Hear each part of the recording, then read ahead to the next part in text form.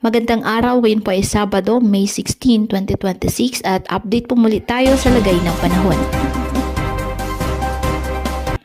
Nasa loob pa rin po ng ating Philippine Area of Responsibility ang dating bagyong si Kaloy na isa na ngayong low pressure area.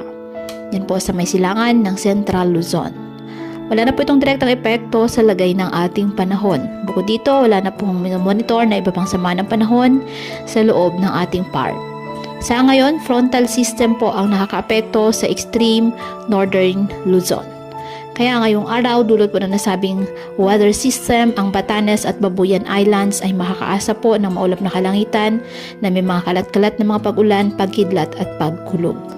Ang Metro Manila naman po at ang nalalabing bahagi pa ng ating bansa, bahagyang maulap hanggang sa maulap na kalangitan with isolated rain showers or thunderstorms. Dulot naman po yan ng mga localized thunderstorms.